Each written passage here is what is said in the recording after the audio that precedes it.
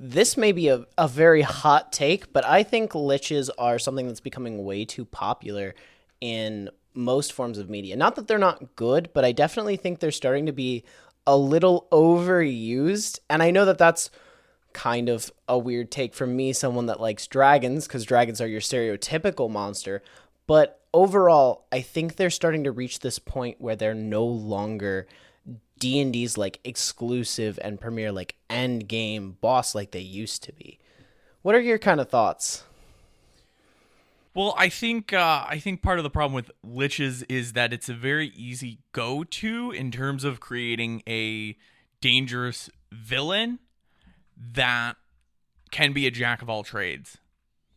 Yeah, and I think it definitely has a lot of merit to being, and I mean they've been around since first edition, being your end boss.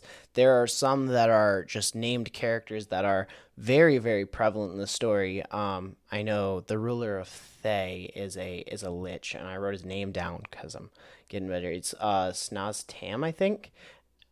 However you pronounce that. Szass Tam? Is it Szass Tam? I think it's Szass Tam, but I'm not confident in that. Time to roll it back and watch the D&D movie and figure it out from there, because he was the villain in that movie too. And he's probably my favorite villain merely because you can see how dangerous a lower tier lich can be. If you even want to spoil it, this is heavy spoilers for the D&D movie, but if you want to see how dangerous a lower tier lich is, then you have the D&D movie that really exemplifies how cunning and how intelligent they can be, and that isn't even the main guy.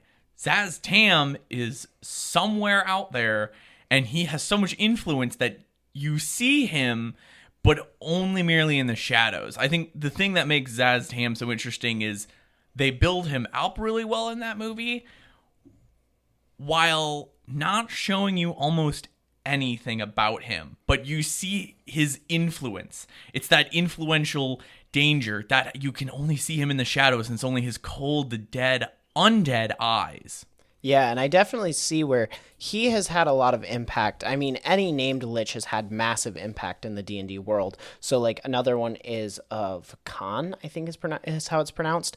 But, like, he started out in first edition as two magic items, the hand and the eye. And what was really interesting about it when it was a magic item was, in order to use the eye, you literally had to carve out your own eye and put his eye in its place, or cut off your arm and use his arm. And it would give you a lot of powers, but you would lose a piece of your humanity, which is where it had really nice trade-off from a story perspective, is you started to lose your humanity. But he's been around since first edition, and now he's a bad guy in one of the pre-made campaigns, which is really interesting to think about, that they've kind of gone full circle with that lich. And another important thing about like what defines a lich is two things. One is that for all intents and purposes, they are wizards. They are wizards who have reached such an insane level that death is almost meaningless to them.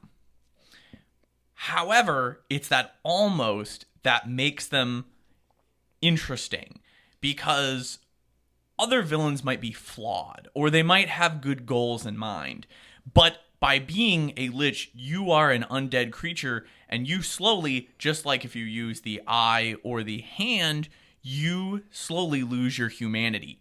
You go crazy.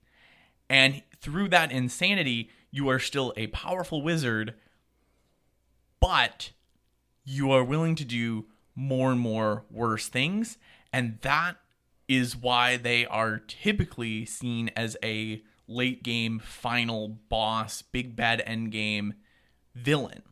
Yeah, and I see them in that way very much. They're very nice end game monster, especially if paired with a horde. Now they do struggle with the thing of like you do have to play them with an army, because while they are very cunning and very strong, they fall into the spellcaster issue of they have nearly no hit points.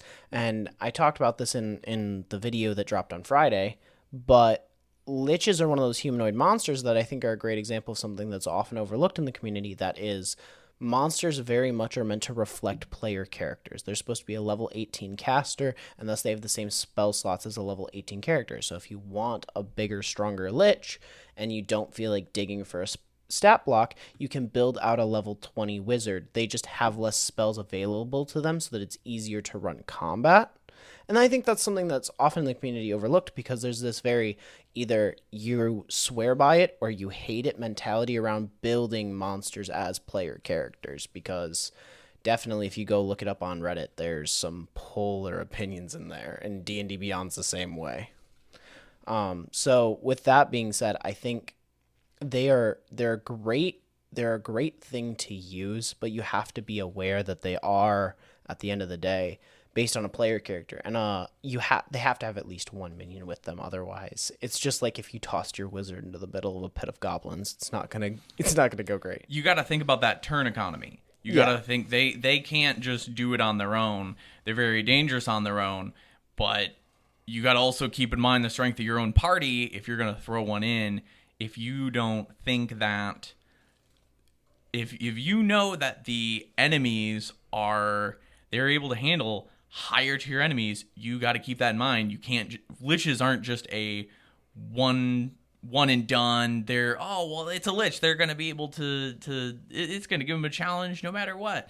It depends on your circumstances. It also depends on your own, terrain. It depends on the setting. It depends on your circumstances that you want to throw in, and you can make that circumstance a lot better and more in favor of the lich, or do other things like minions. Yeah, and I would say, like, a rule of thumb that I've kind of like started to coin in some of my blog posts and my videos is kind of like, for building monsters, it's the rule of 2. And the reason I think that's really important is if I'm having a level 15 party fight a 1 lich with no army, I'm going to want them to be a level 15 or 16 party, because a 2 level disparity in D&D is just absolutely massive. It's way bigger than you think it's going to be, whereas if you're going to have a level 18 party fighting it, it has to be a level 20 lich, or you're going to have multiple level 15 liches or level 14 liches so that you don't overwhelm them. Turn economy, I found that 2 level gaps, if you're building them out as a player character, is a good rule of thumb in my personal experience. I found that's usually making it challenging, and then I can affect the number a little bit and tweak it so that it's either more enemies or less. Which makes sense for you, considering that you like to turn enemy monster stat blocks and turn them into player characters to better flesh them out and give them some abilities that the player characters might have. This makes sense that you would want them 2 levels ahead of the party. Yeah, and definitely part of the reason I'll even write, I have been looking for D&D to make me a new character sheet. I do want a new character sheet, but at the end of the day, I think I will often, when I make a video with a custom monster in it or a blog post, I'll put them into the monster stat block because that's what people are used to. But a big advice I have for a lot of newer DMs, and something I do for myself, is it's a lot easier to remember your villain's like personality traits if you build it out on the character sheet. And sometimes it can be easier for me to remember certain checks. So that's why I usually take my big bad and at least move them over to a character sheet. I won't do it for every monster, but definitely for the ones that are important. Dragons, liches, any of the like really thought out ones that I'm planning on doing a story piece with, that is something that I make sure that is in there at all times personally. And one problem with liches that when you do kind of put them into a stat block, it helps with is the fact that it's D&D will say a monster is this difficulty, but that's if you are playing him somewhat optimally. It's very easy when you have just spells to forget all of the spells. Like if you look at the unicorn, there are so many different spells that can be very helpful, but you have to remember them. You have to remember them off the top of your head if you're not like staring at it, or if you're trying to make combat run faster, or it's very just easy in general just to be like, I could have had the unicorn do this, and this would have made the fight more fun, more memorable, and it's tougher that way. But when you build it as like a player character sheet, it's because you're interacting with it more than just staring at an image. It's harder to forget everything it can do. Yeah, and I would say a big important thing to remember when you're building them out is just like in the player's handbook, you have to remember to actually sit down and look at that stat block and make the conscious decision to go, okay, I can have every single spell prepared. Wizards are able to do that. I should not have more than 5 level 3 spells prepared. And that is where you have to limit yourself and pick and choose, because if you take every spell you can and every spell that could be helpful, you're going to run into paralysis. Your D&D players only have to consider what they're going to do on their turn. They don't have to think about like anybody else. They don't have to pay attention during other people's turns as much. They can kind of brain off and think about what they're going to do in the next turn order. You don't have that luxury. So a big thing that I recommend DMs do is cut the spell list to the same number that liches in the book have, and do 1, maybe 2, but do not exceed 5 in a specific slot, because you'll just forget them. You're going to spend your entire combat like trying to decide what the lich is doing while your players are beating on it, and you're going to be really, really confused. And that's something I did. So that's speaking from personal opinion. I sat there for like 20 minutes during the lich's turn trying to figure out what I was going to cast, and that's not fun for your players. So keep it minimal. I mean, they have if you're running a level 21, I oftentimes won't give them level 20 spells because I think they're too strong. And so when I'm running a lich, especially a strong lich, I'll actually cast a fireball with a level 20 spell slot, which is that's a personal thing of like, I'll use a low level spell and I'll cast it with a very high level spell slot, because there's no point to giving a lich a level 9 spell. You're just going to use power word kill and one of your players is going to be gone. That's like really the only one that's super effective, unless you're going to make a gate and have him run away from the players, in which then why? And that's neat. Also, a lot of liches, some might tend to just run away, but other ones are going to say, I die, oh no, because liches are tough to kill. But I really like your idea of using some of the lower tier spells, especially something like Fireball or the Thunderbolt spell, because those are spells that the party will both have, and they'll notice, they will see the gravity of how magically powerful this guy is based on how many die you are rolling at such a high level.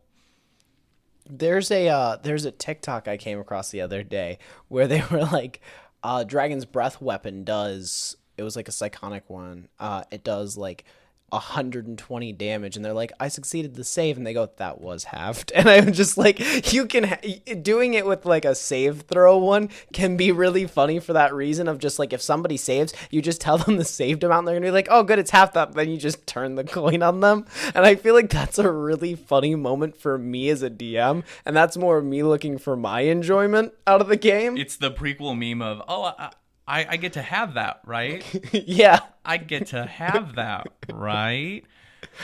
And that's so funny.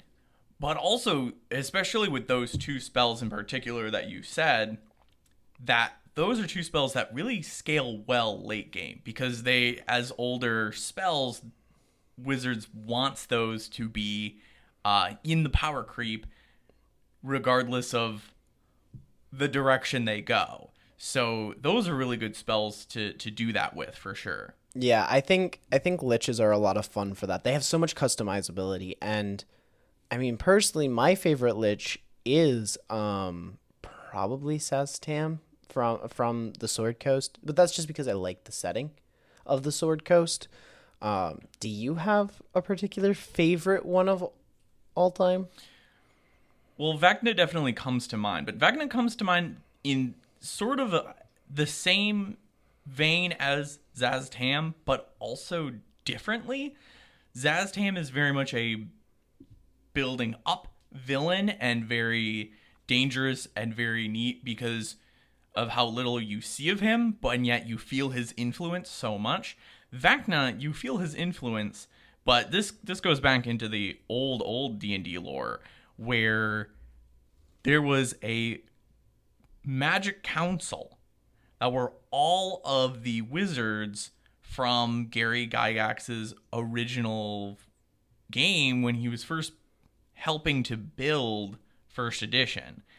And this is where like Tensor was on that. I think Mordenkainen was on that as well. Yeah. And it's a few other of his like characters. Like I think there might have been like a warlock one and a sorcerer. You know, every different class he had to make a character for each class and to play test it, and they all became a part of the council. Vecna shows up for the first time and obliterates all of these old council members. These are very, very powerful wizards. So Vecna became very infamous because you could see how powerful those guys were and compare it to him. So that being said, I think in D&D lore, Vecna is a pretty cool guy, especially since he's one of those characters that only until 5th edition did we get a stat block for. Yeah.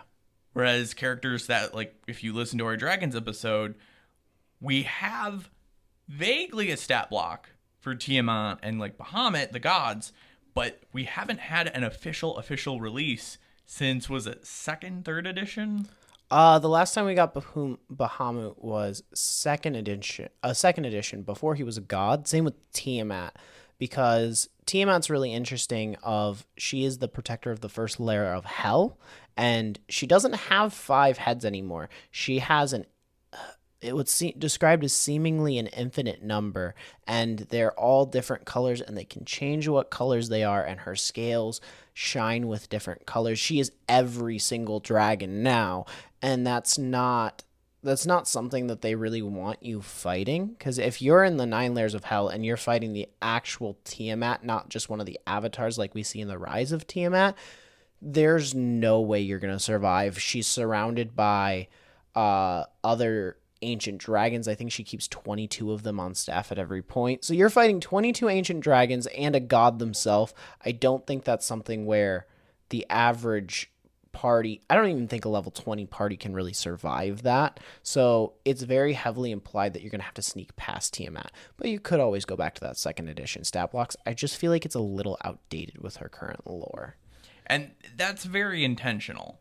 It's very intentional to make some very powerful beings, whether they are humans or whether they are gods or dragons or liches, to make it vague and obscure so that we don't truly know. You can't quantify, oh, well, my character has killed Vecna before in a campaign.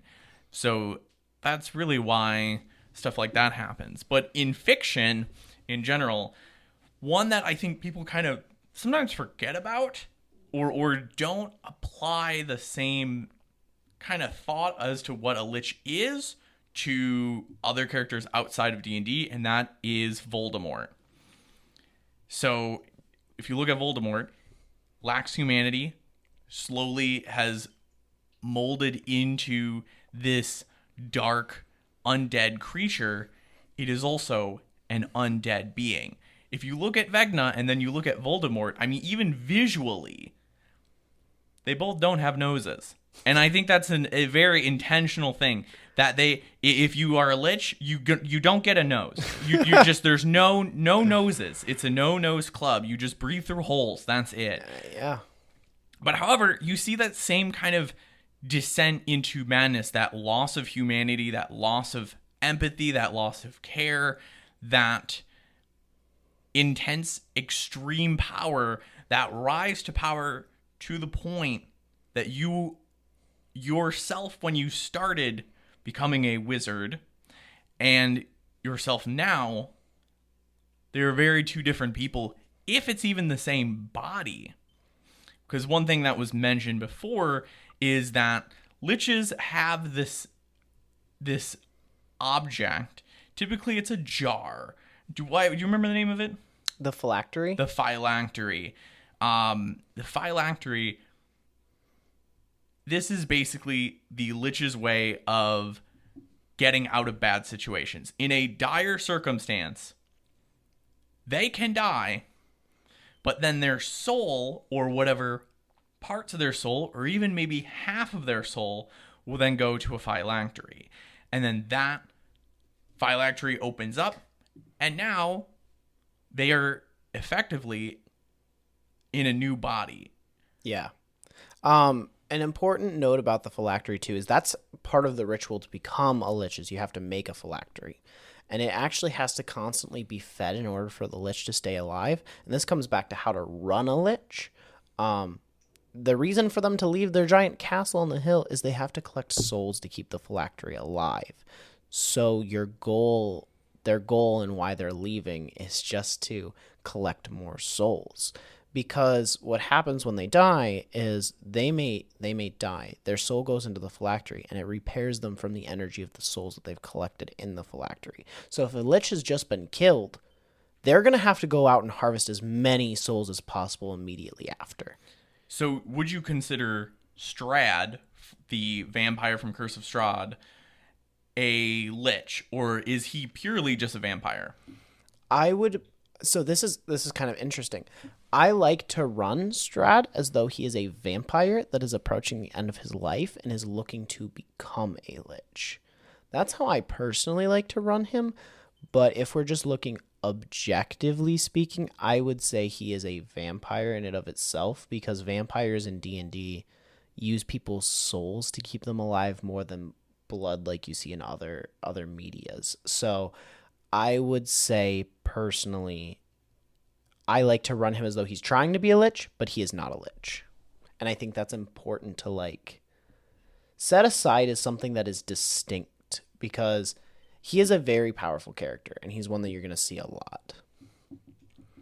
I think an interesting idea as dungeon inspiration is the idea that since it's a wizard, well, that doesn't mean that as a wizard, you necessarily have to fully research necromancy, especially if you consider the how much time has passed in the 5e setting. We already know how you become a lich. So at this point, if let's say you do use the Forgotten Coast or the Forgotten Realms and as a setting, or just do this as in general for your game, is you could have a wizard who, let's say he specializes in, we'll just throw a random one in there, like a psionic wizard or something. Yeah. And that's really their forte. But they do enough research as they have become a level 18, level 20 wizard. Oh, well, let's just become a lich and we can just keep going. And so maybe you would design your lich to specifically have spells that are, while he is an undead creature, a humanoid, most of the spells that he has are actually geared towards his main focus of research. Yeah, and an important thing to remember is Fizban, for example, who is Bahamut the Platinum Dragon's avatar, states in the Fizban's Treasury of Dragons book that he finds any incarnation of a reincarnated dragon to be an abomination.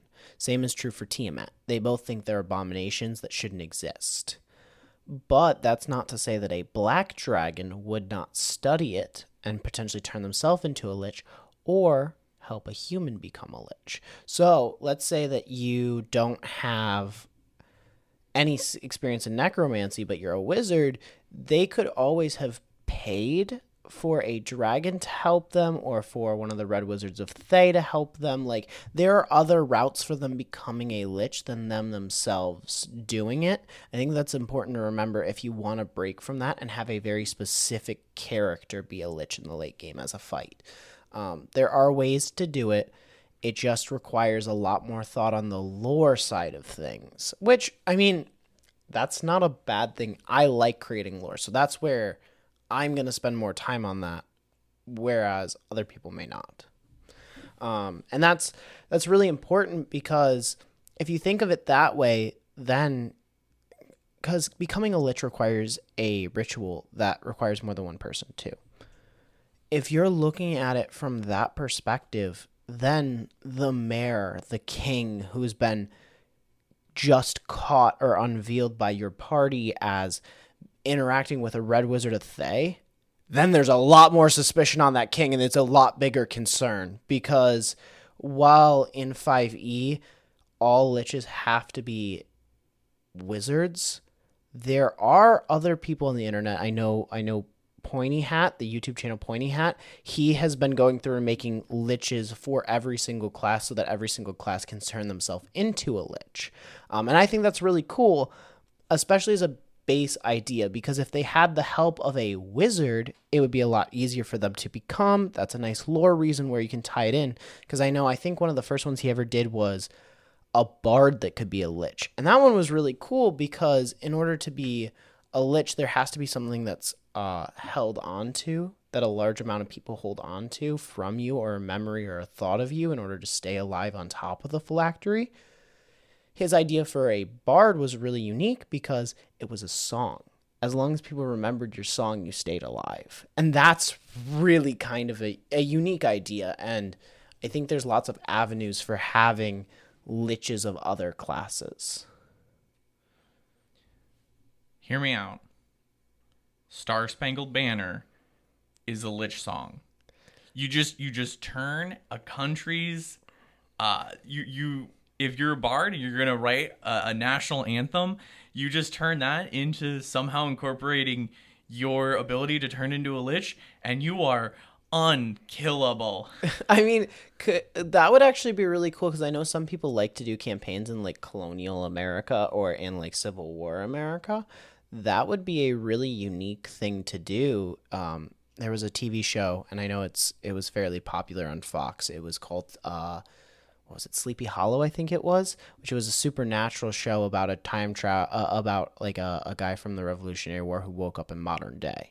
And they explored all of these ooky spooky things around like the founding fathers and whatnot. And like, it was very much a very like ooky spooky, heavily like Christian mythology show. And it was kind of, it was okay. It wasn't my favorite show of all time, but it was okay. And if you look at it from kind of that perspective, you could do something cool like that, of just like placing yourself in medieval France, France's original national anthem, the guy who created it still alive, and do like a fantasy France or a fantasy America. That could be a lot of fun. I think that holds a lot of merit and could be interesting.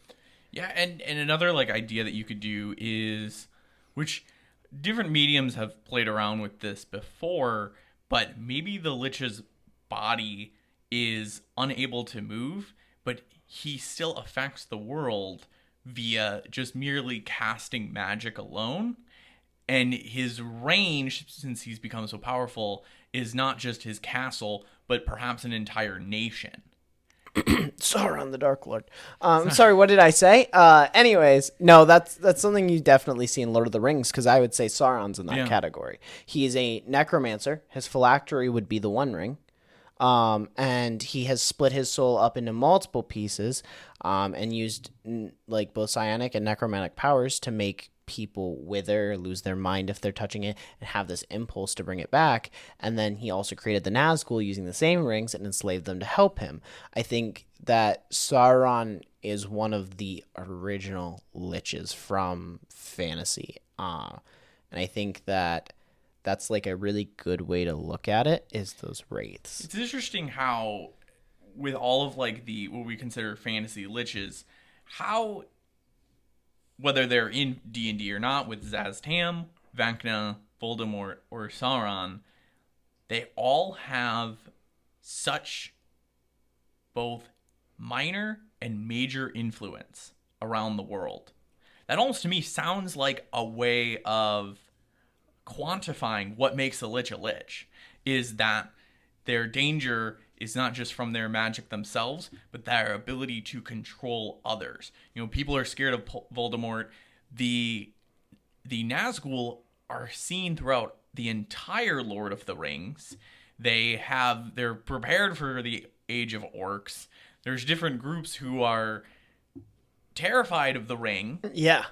And you always know throughout the entire series that he is watching. Yeah, he's watching at all times, and he can see everything and invade people's minds the same way that I think that's actually the one that quantifies a lich a little bit more, is whether you're going with Pointy Hat's idea of a bard or like an artificer, or even like he did one for a druid where their phylactery literally becomes the forest they're protecting, and so they're trapped in the forest. I thought that one was really cool.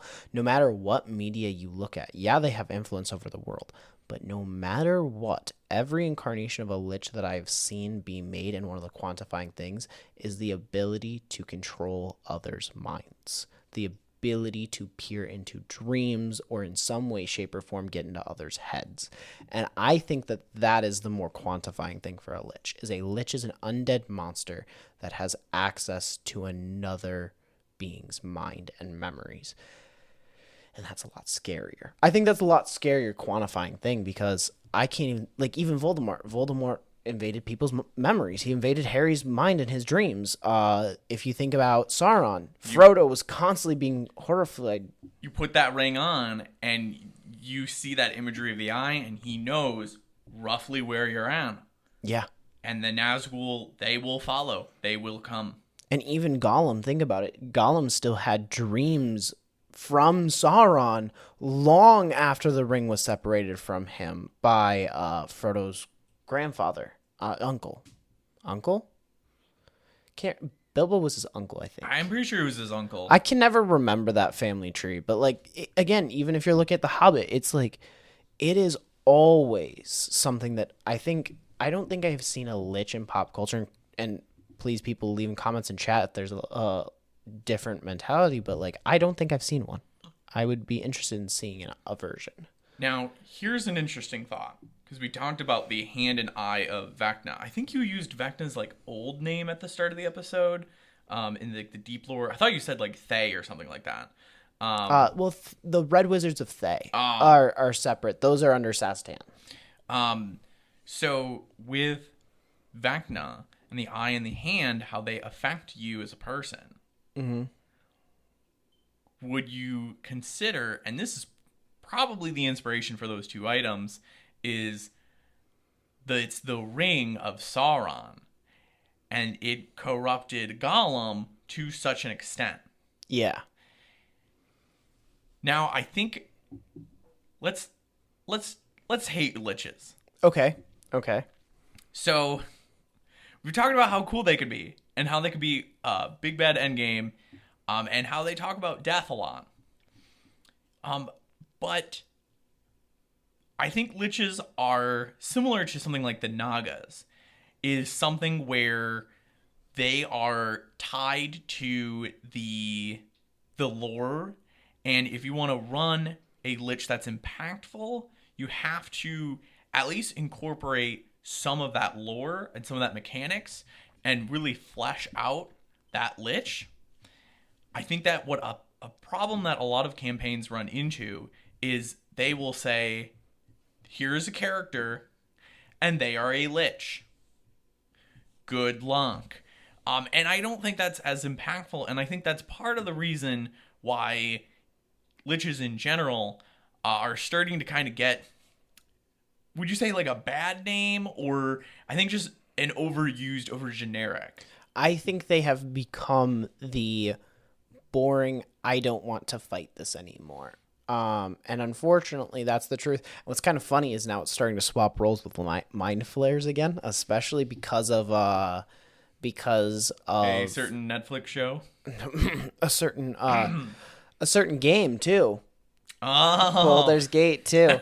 I didn't even think about that one. Mind flayers were really, really overused for a long time. They were the D&D monster up there with beholders and dragons. And then 5e came around and people started using them a lot less, even though there's a lot of really cool monsters around them, like the elder dragon, which has an elder brain grafted into a dragon's back, and it breathes psionic tadpoles. That thing is horrifying. There's a beholder tied to them as well. Or maybe I'm thinking of the That's a little different, and we'll mention that one a little more in the Beholder episode. But roughly, Beholders reproduce by dreams, and they have this instinct to kill each other on sight, which is why the world's not flooding with them. But if a Beholder has nightmares of a mind flare, it will create a mind flare Beholder. Same thing with the Draco Beholder or whatever it is.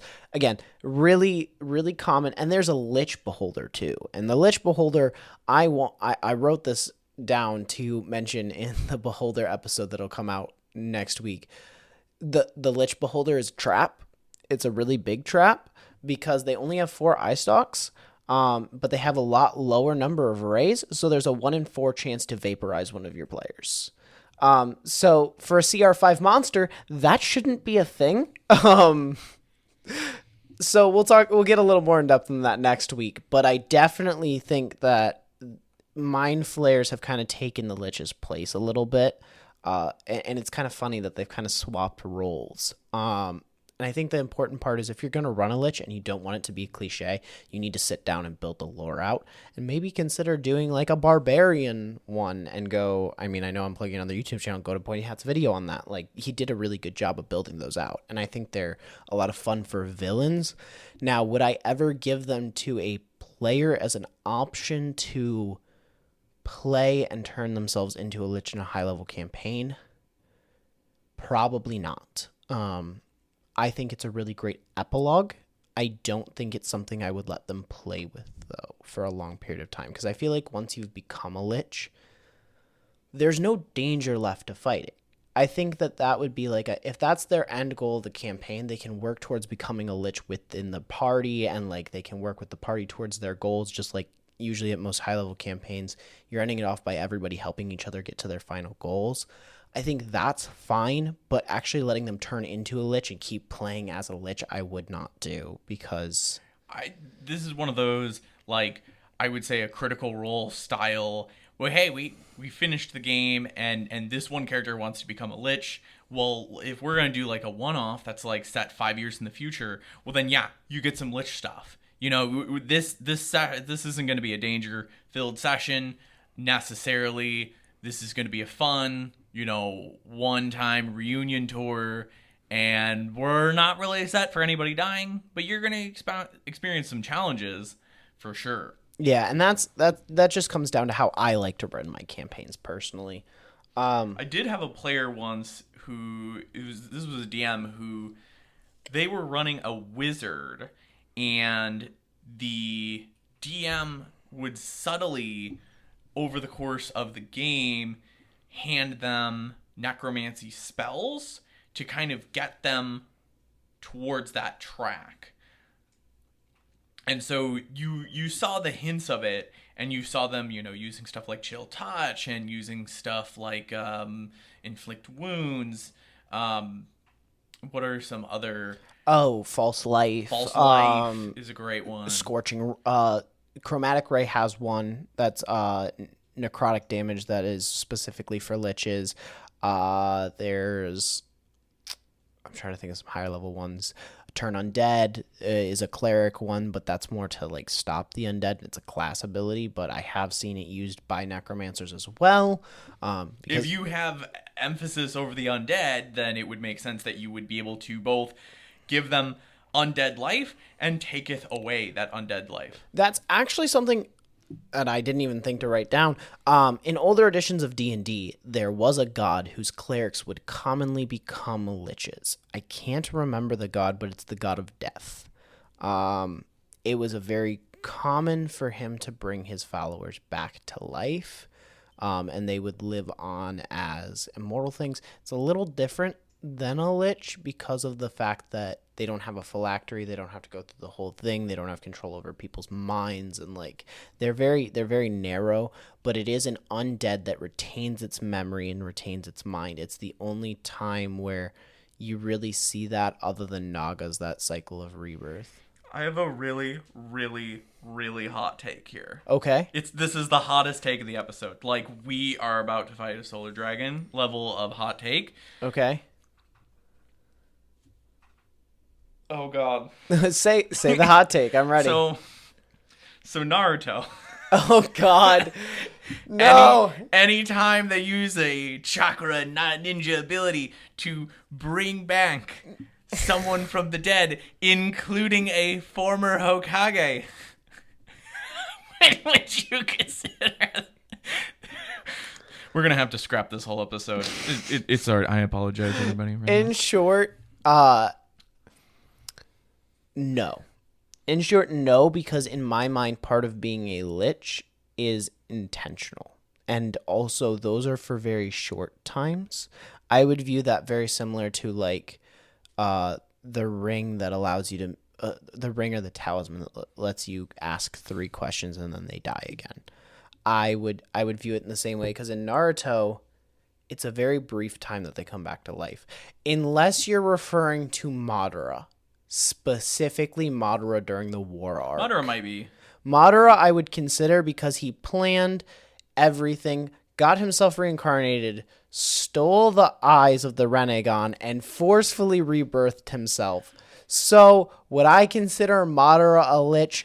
You could make the argument to me that Madara is a lich. If you're trying to say that Minato, Naruto's dad, is a lich, you're wrong. No, he's not. No. Yeah, no. That He- one I'd say no to. He's the zombie that the lich brings back. It is the caster of the ninjutsu that would be. It's like I feel like it's adjacent, because I think there's like a cost to the thing. We are going really off track we are going here. really off track. In short, Naruto has a really nice explanation of all of it, where you have to be able to access the person's soul. It's for a limited time, and it does have costs involved. And because of that, I would say that person doing that ninjutsu is a necromancer. I would not say that they are a lich. But Madara, you could make an argument that Madara is an example of a lich that kind of is separate from all of the other ones we've talked about in this episode, because he did it through a very different means. But I would consider him more along the lines of what, like, a Naga is, rather than a lich. Because, and I'll get more into this on the Nagas, they go through a perpetual cycle of death and rebirth like a phoenix does. And I would say you could make an argument that Madara is either of those. But at the end of the day, Madara is something different. So whatever you wanna say he is, you can say he is. He's one of those ones where I don't really know where I'd place him. But if we're talking about the Hokages, no, I would not say any of the Hokages that were brought back in Naruto would be liches. And that's a good thing in my opinion. I think it's good that shows deviate from the idea of a generic lich. I think they are very overused at this point, and I think like Harry Potter did it really well, if you consider Voldemort. I think Lord of the Rings was the original, so I think Sauron was incredibly well done. What's a more recent one that has one in it, other than D&D adjacent?